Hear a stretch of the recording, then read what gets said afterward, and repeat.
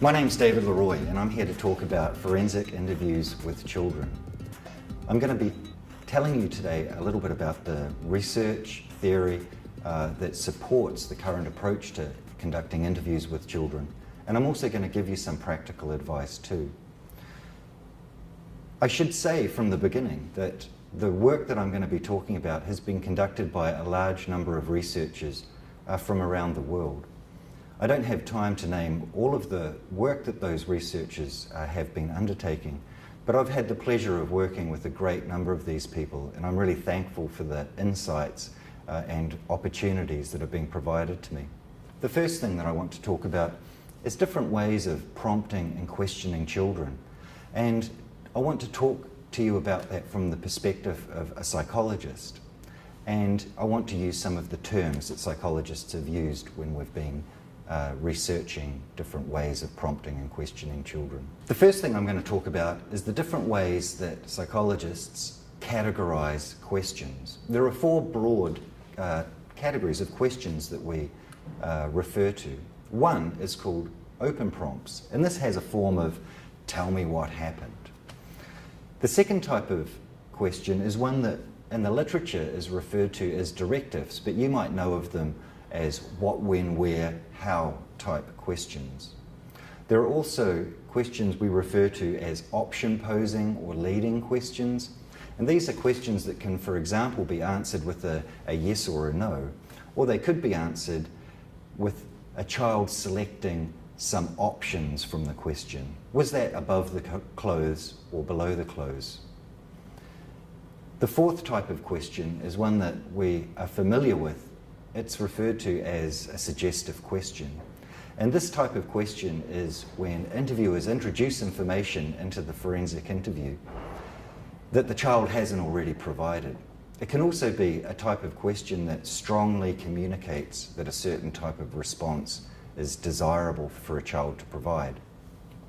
I'm just going to spend a few more moments now talking about each of these different question types in detail. The important thing is to be able to understand and recognize when you're using these prompts, and also when you're reviewing work of other people, to be able to see and decide when they've used an open prompt. We've talked about tell me what happened, and that's a very well-known open prompt, but you couldn't conduct an interview just by saying tell me what happened, tell me what happened, tell me what happened. That would become quite repetitive. So it's important that interviewers have a variety of these open prompts that they can use and interchange during the course of an interview as is appropriate. So for example, tell me what happened could be followed with tell me more about that, tell me everything about that, and then what happened next. All of those prompts are considered to be open prompts. It's important to be able to define what it is we mean by an open prompt too. A good definition of an open prompt is to think about how a child could provide an answer. So if a child can provide an answer to a prompt using more than just a few words, it's very likely that that type of prompt is an open prompt. Whereas if a child can only provide an answer using one or two words or a few words, then it's very likely that that's a closed prompt or a focused prompt. Just returning to the open prompts, there is another type of open prompt that is also very important to understand and use when appropriate during forensic interviews. And that's what we refer to as a cued invitation. And it's a way that an interviewer can take information that's provided by the child and then put it back into the question and then ask for more information in an open way. So an example of that would be, earlier you mentioned X, tell me more about that. In this situation, the interviewer has taken information from the child and incorporated it into an open prompt. So the prompt itself is still input-free on the part of the interviewer. Another important way of using an open prompt effectively is to engage in some time segmentation. During forensic interviews, we do want to know a lot of information, or as much information as we can, and we want to elicit that in an open way from children. But we also need to direct children to specific episodes or specific periods of time that we want more information about. And so a way of doing that in an open way is to use the time segmentation prompt. Tell me everything that happened before X until everything that finished. So we can say everything that happened before you went into the room until you exited the room or left the room. And that would be a way of inquiring about a specific period of time, but using an open prompt to do so. One of the reasons that psychologists have recommended that open prompts are used is because that they elicit information from what we call free recall memory. Free recall memory is considered to be the most accurate type of memory that we can provide. And it's accurate because it's entirely under our control, and we're free to report information that's in our memory as it occurs to us, free from prompting. And what research shows is that this type of memory, or information recalled from free recall memory, is more likely to be accurate than other question types. So open prompts tap free recall memory, and that's a really important aspect of open prompts. The information that they elicit is more likely to be accurate compared to other memory types. The responses are also longer and have more of a narrative quality. So we're also providing children opportunities to explain in their own words what has or hasn't happened to them. Another advantage of open prompts is that even though they provide more information or allow more information to be provided than other question types, they are still more effective for children of all ages. We know that young children provide less information in forensic interviews than older children do. But both younger and older children are still going to provide more information in response to open prompts than they otherwise would. Another advantage of open prompts is that they're non-suggestive, and an interviewer is never going to be criticised for using open prompts effectively during a forensic interview. So we encourage interviewers to elicit information using these open prompts as often as they can, and to use those open prompts in a variety of ways, to use them creatively and to use them effectively to obtain testimony from children.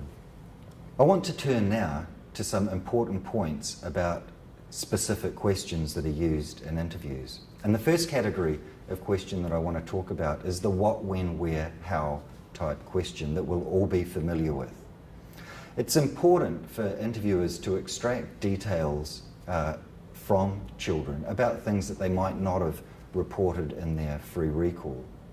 And so the what, when, where, how type question allows us to focus in on specific information that could be really important for interviewers and fact finders to understand that hasn't been already provided by the child.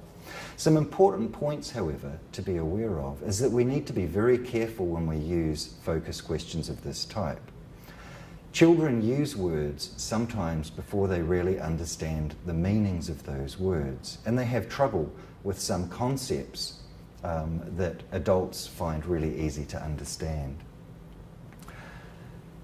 For example, children have developing abilities to be able to use language that we would consider to be quite simple. For example, for adults, understanding the concept in front of and behind is very easy for us to do. If I said, did that happen in front of the house or behind the house? Well, I know which is the front and which is the back of my house. However, a child may have a different view. If they spend more time in the backyard, that to them may seem like the front of the house. They may not use the same labels in the same way that adults do. Sometimes the idea of before and after could be confused with children. We can't assume that they understand those terms in the same way adults do. So if I was asked, did that happen after Christmas, I'm able to go back in time and to be able to find the event and then go back further in time and report that, well, that must have happened after Christmas.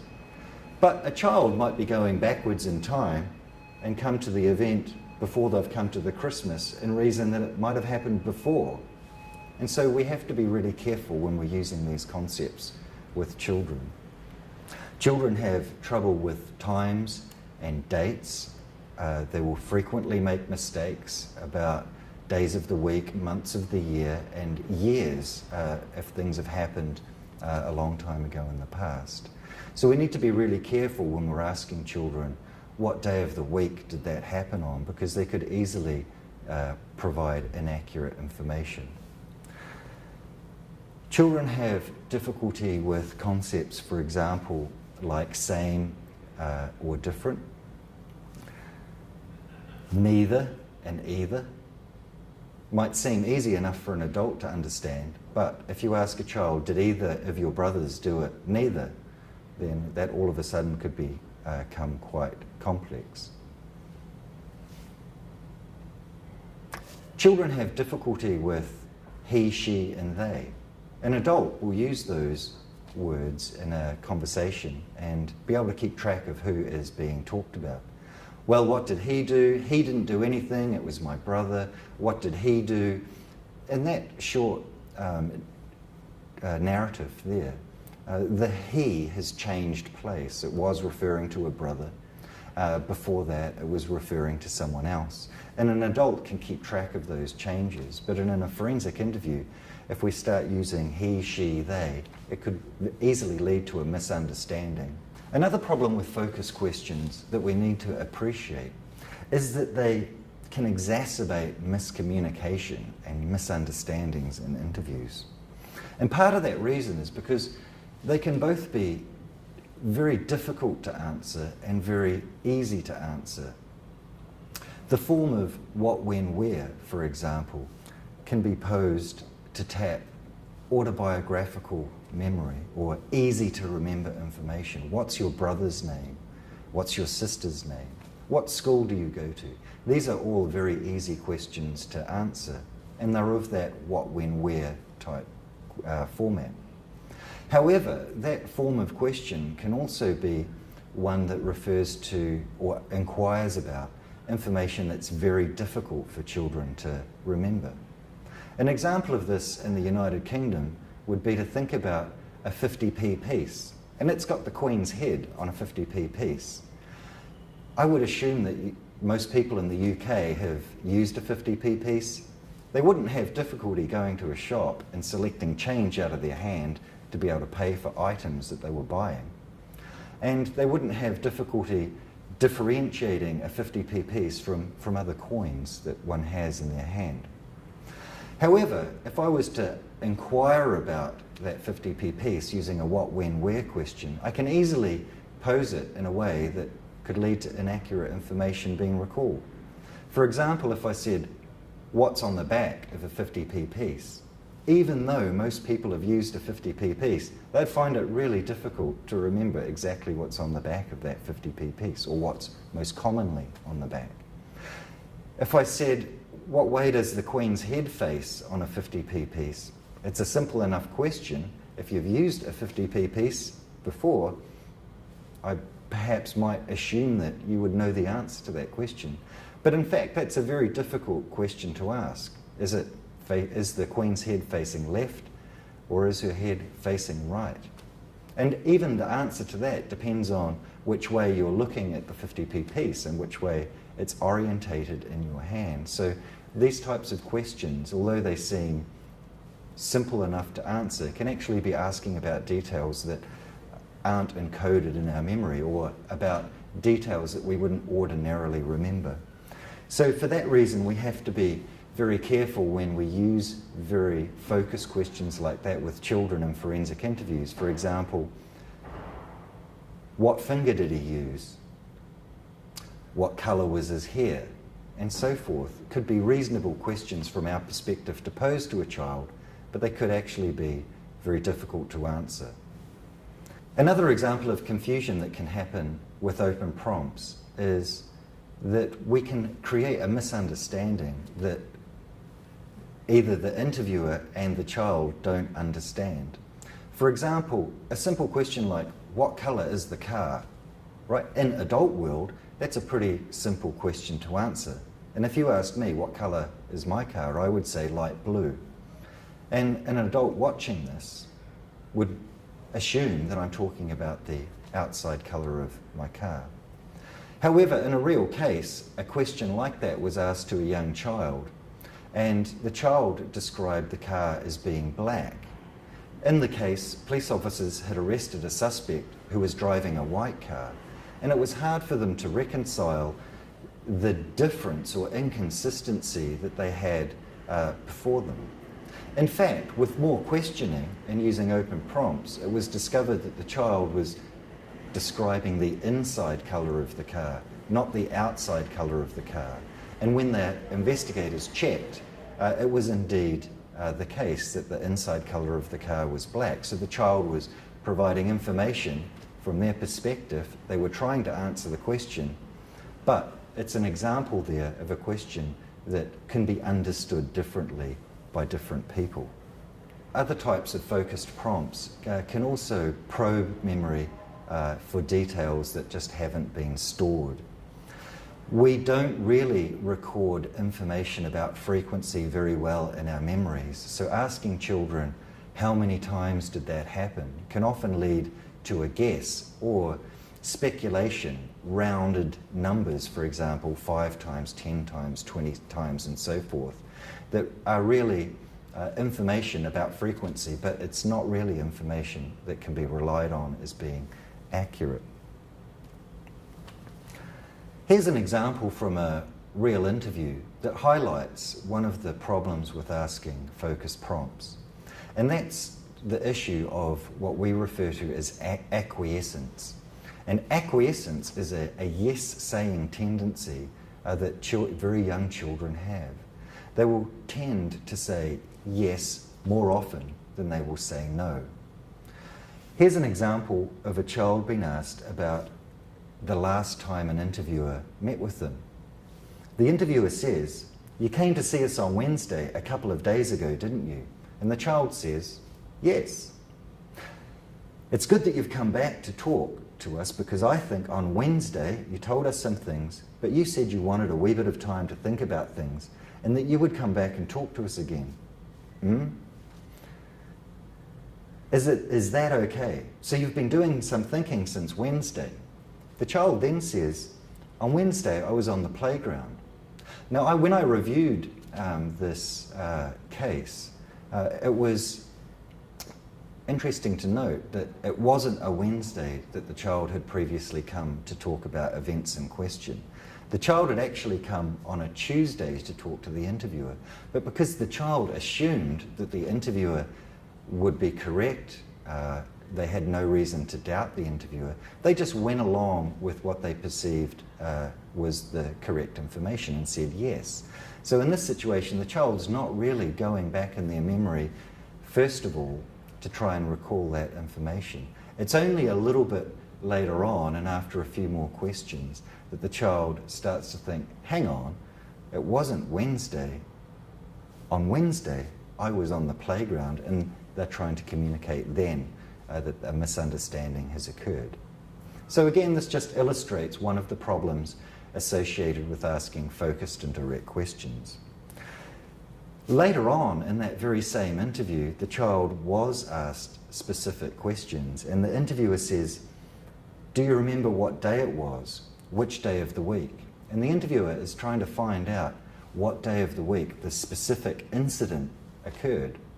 But as you can see, it's very difficult for the interviewer to remember even what day they met the child earlier that week than asking for what day an incident occurred that occurred many, many months ago. So, what I'm going to do now is talk about the types of questions interviewers actually ask in forensic interviews.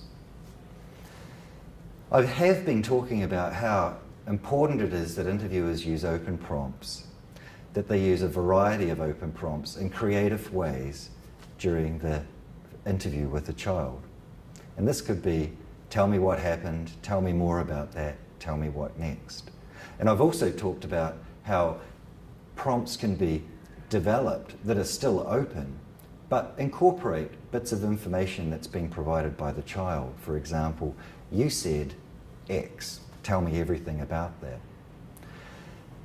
We encourage interviewers to use these prompts in forensic interviews because they don't suffer from the same problems and shortcomings that more direct and focused questions use. So the question has become, well, given the clarity of that recommendation, do interviewers actually use open prompts in interviews when they conduct interviews with children? To answer that question, researchers have had to collect samples of forensic interviews and carefully analyse the questions that have been asked. And I'm going to talk to you about a series of studies that have looked at this very issue. The first one was one that was conducted in England and Wales in 2000. This study was conducted by Kathleen Sternberg, Michael Lamb and their collaborators at the National Institutes of Child Health and Human Development, in collaboration with Helen Westcott and Graham Davies here in the UK. A sample of 119 interviews was obtained from various police forces throughout England and Wales. Researchers went line by line carefully through the interview transcripts that they had obtained and coded all of the utterances from the interviewer. By doing this, they were able to count the number of prompts that were used of each different category. They were able to ascertain the percentage of open prompts, the percentage of directive, what, when, where type prompts, the percentage of option posing prompts, and also the percentage of suggestive questions that were asked in the interview. The significance of this study was that it was conducted at a time when very good guidelines had been published for interviewers to use. One of these that was being referred to in the United Kingdom was called the Memorandum of Good Practice, and it is a document that contains very, very good recommendations for interviewers to use. If you have a look at the pie charts that have been produced by these researchers, you can see the proportion of each different type of interviewer prompt. If you have a look here, you can see that the study I've just been talking about that was conducted in England and Wales, those interviews contained on average 7% open prompts. They contained 54% directive prompts. They contained 33% option posing yes/no prompts and 6% suggestive questions. So this profile in this study that is built on these interviews is one where interviewers aren't really using as many open prompts as researchers and psychologists would have hoped. This isn't a finding that is unique to the United Kingdom. Researchers have conducted the same type of study in many other jurisdictions around the world and come up with similar results. If you have a look at the pie chart on the right-hand side, this is the data from a study that was conducted in the United States. A similar sample of forensic interviews was collected, and it was analysed by the same researchers in the same way. And you can see that a very similar pattern of results exists. Very few open prompts have been used, only 10% in this case. Lots of use of directive, what, when, where type questions and option posing questions, and again, a few suggestive questions that have been used. Researchers who have conducted similar studies in Israel have found the same pattern of results. Very few open prompts are being used by interviewers, and a large dependence is on the elicitation of information using focus prompts and option posing prompts. Research conducted by myself in collaboration with researchers in Sweden has also found the same prompt in a sample of forensic interviews, this time conducted with children who have intellectual disabilities. The profile of interviews in all of these jurisdictions is one where the interviewers aren't really relying on using the open prompts to elicit information. And this is despite, in all of those jurisdictions, training programs that emphasize that open prompts should be used to elicit information from children. What I want to talk to you about now is, if you like, a solution to the problems that we see in many jurisdictions around the world. If interviewers are trained and told during those training programs to use open prompts, but then go and conduct interviews in the real world and don't use those open prompts, what is it that we can do to help interviewers elicit information better from children? Well, one solution that I'm going to talk about is an evidence-based approach to interviewing children. And it was developed by researchers at the National Institutes of Child Health and Human Development in Washington, D.C. And this team of researchers developed a protocol, a system of interviewing children that's proven to be highly effective. And this is what we refer to now in the literature as the NICHD Child Interviewing Protocol. The NICHD protocol was developed by a team of researchers at the National Institutes of Child Health and Human Development in Bethesda, Maryland. It was headed by Professor Michael Lamb, who is now at the University of Cambridge. So what is the structured NICHD protocol? You can find copies of this protocol on the internet. It's freely available if you go to nichdprotocol.com. You can download a copy and use it yourself in your own forensic interviews. I'm going to talk about the main points of the interview first. The NICHD protocol represents a structured approach to investigative interviewing, where a lot of, if you like, the guesswork is taken out of conducting a forensic interview, and interviewers are provided with very specific advice that has been proven to work in research about what it is that they should be saying at different points during the forensic interview. The NICHD protocol begins by emphasizing the importance of introducing the different roles of the interviewers and the child. After introductions, ground rules are established in the interview. The interviewer needs to convey to a child early on that it is important to tell the truth in the interview, and that the child, not the interviewer, is the expert about what happened. Ordinarily, when children are questioned by grown-ups, they are questioned about things that grown-ups really already know the answer to. For example, when children are in school, they could be asked, "What's the capital of Paris?" Well, the grown-ups who are asking that question already know the answer, and the child knows it's their role to try and guess what the correct answer is. And if they don't get it right the first time, they might feel that they're allowed to take another guess until they do get it right. The forensic interview is a very different situation from this. It's a very different way of questioning and prompting children about information that they know. And that's why following the ground rules or communicating ground rules early on in the interview is very important. And you can find these ground rules listed in the NICHD protocol. Following ground rules, interviewers are encouraged to establish rapport. And rapport building helps motivate children to tell about what has happened to them. Interviewers need to create an atmosphere where children feel they can trust the interviewer to be able to talk about things that might make them feel uncomfortable, or that they might be embarrassed to talk about, or they might be communicating painful memories that are embarrassing or that they don't want to think about. So rapport building is very important to create an atmosphere a child can do that. Another very important aspect to address early on in the interview is to help train the child to be able to talk.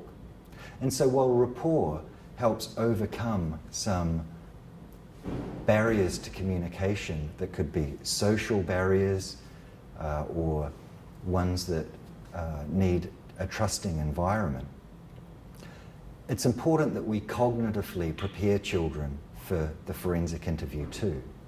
And the way to do that is to conduct a practice interview.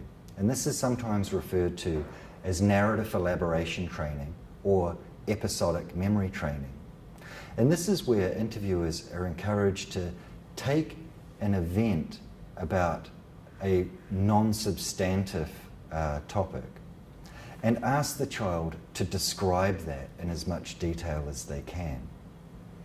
For example, if an interviewer asks a child, "What are some things that you like to do?" and a child replies by saying, "I like to ride my bike, I like to go camping, and I like my German lessons," well, then the interviewer has got a few topics early on in the interview that they can use as the basis for a practice interview. For example, "I like riding my bike" could be followed up by the interviewer by saying, "Well, you said you liked riding your bike. Tell me everything about that."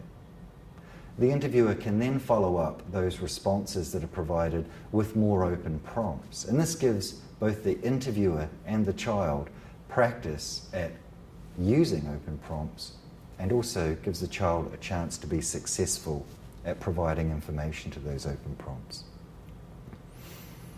Following practice, there is a transition phase in the forensic interview. And this is where the topic of concern is raised by the interviewer. The NICHD protocol recommends this is done by saying, "Now it's time to talk about why you came here today." And this seems to a lot of people to be a very vague way of introducing the topic of concern. We're not even asking the child anything specific about why it is that they're here to talk to us. What research shows is that, although it seems like a very vague prompt, is actually a very effective way of eliciting an allegation or a disclosure from a child in a forensic interview. Research shows that if a child has made a prior disclosure, 4 out of 5 children will go on to disclose abuse following that prompt.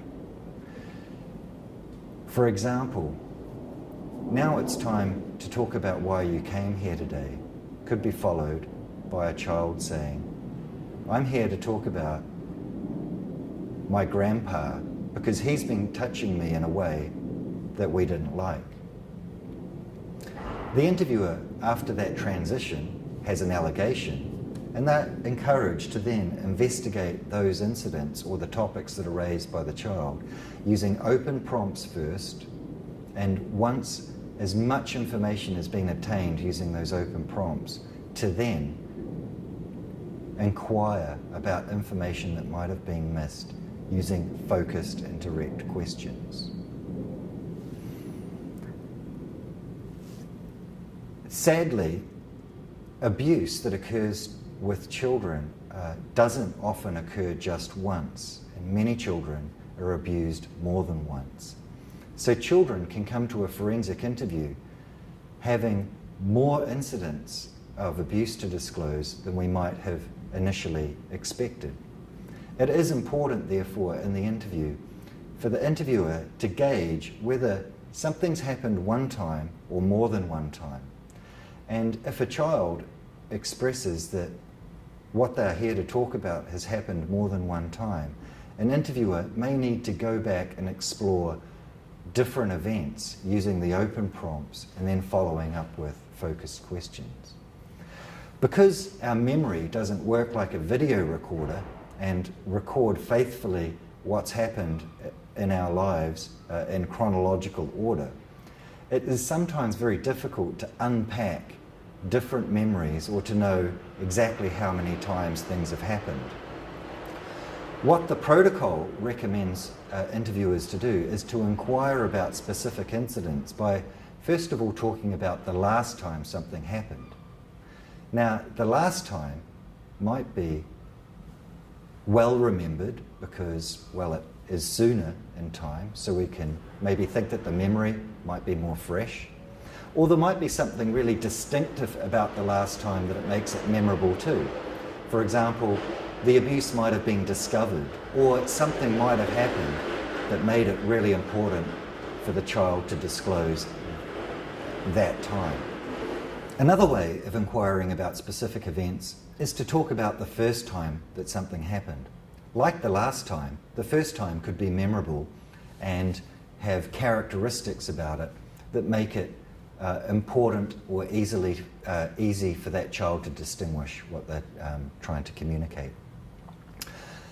Once you have inquired about the first time, the last time, you could inquire about another time and let the child think about another episode that they can remember that was distinctive in some way.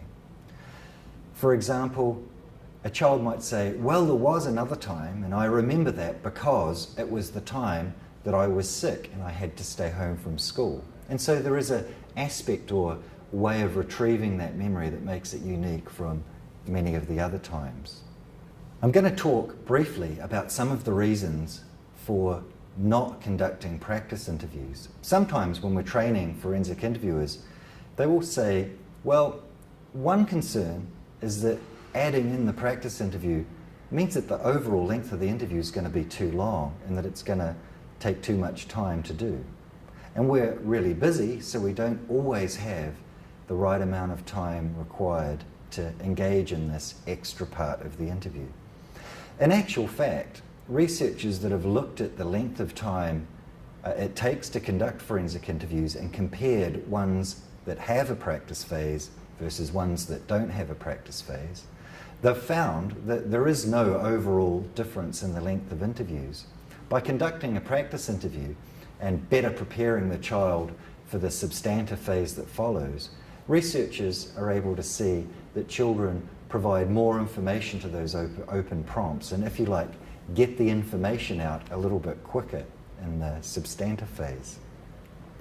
Sometimes interviewers will say, well, the practice interview is too fatiguing for children. It just tires them out. And by the time you've gone and talked to them about their trip to the park and what they like about the last time they went to the park and what happened when they were riding their bike and so forth, they've used up all of their energy talking about that, and they won't have enough energy left to talk about the substantive information in the latter part of the interview.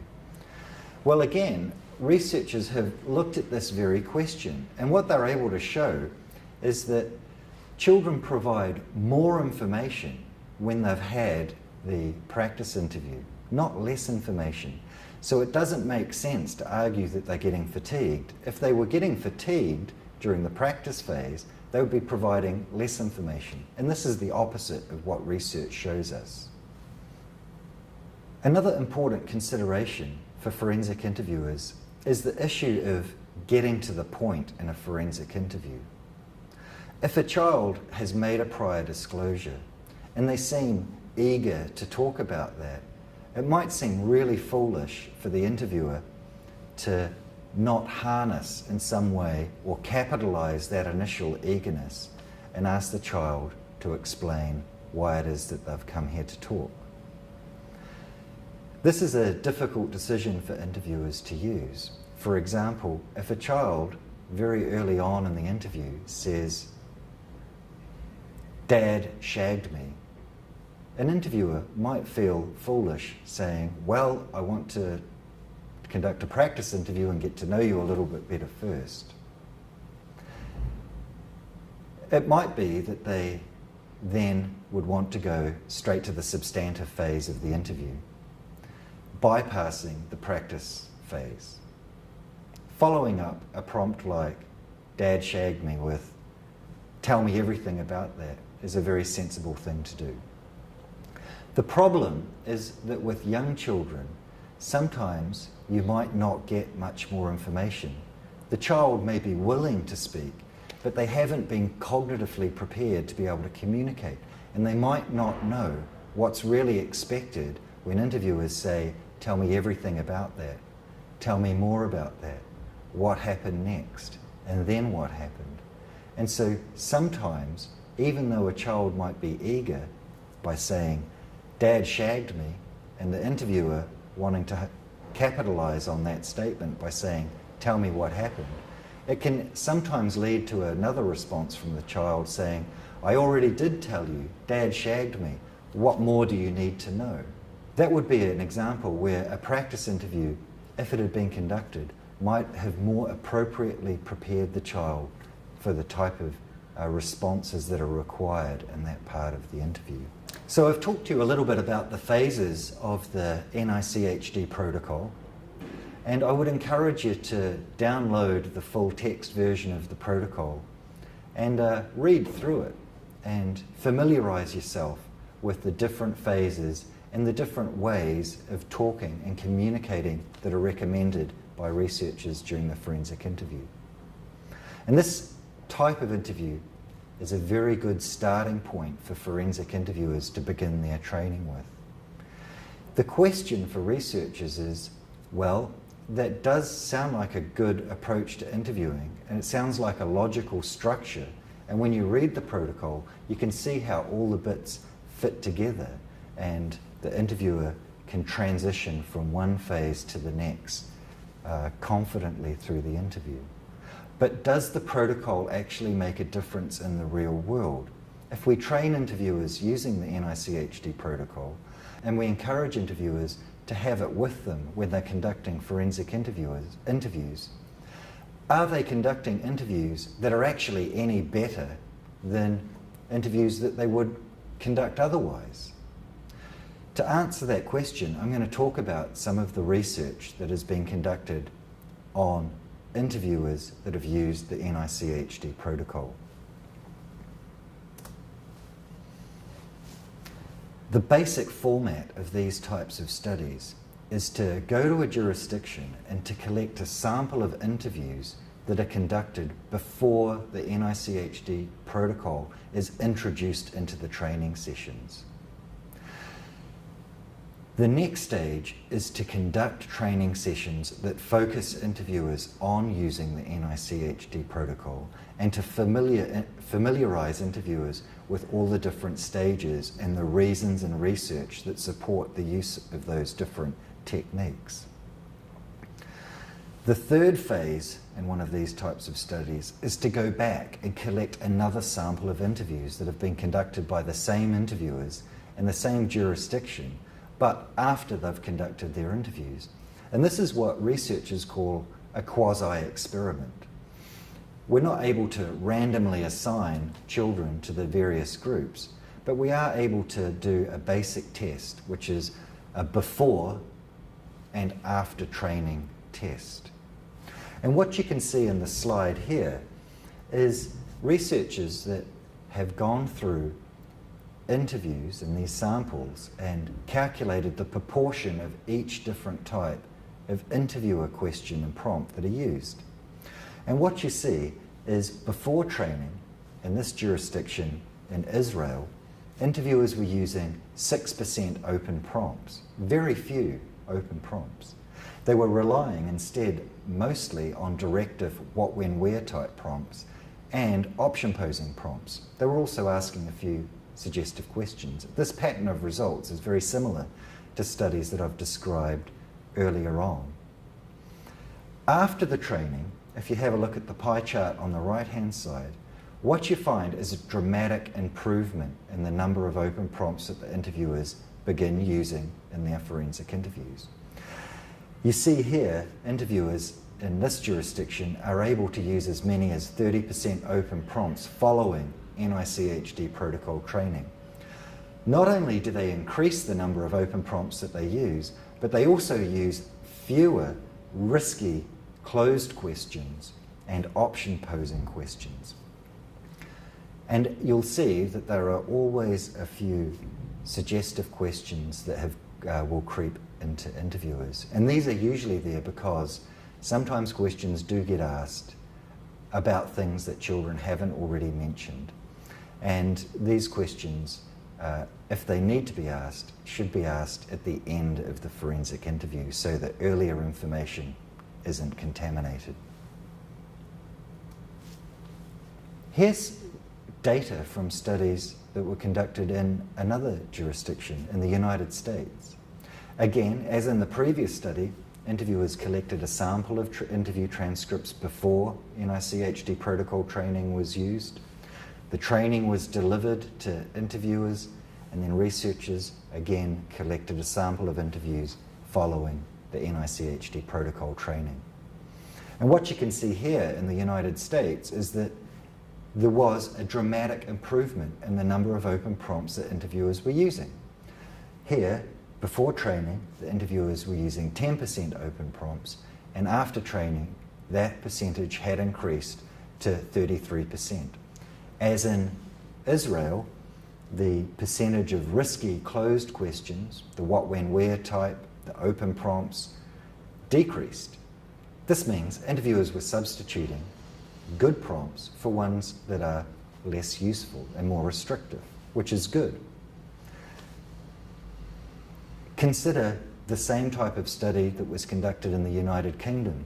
This study was conducted in 2007, follows the same format or design as the other studies I've just talked about. It's a before and after training study.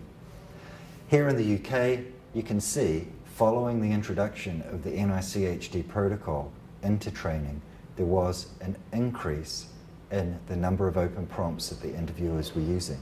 Here, it's increased from 7% to 34%. That's a dramatic improvement in the number of open prompts that the interviewers are using. Again, the number of more focused questions and closed questions is reduced in these interviews.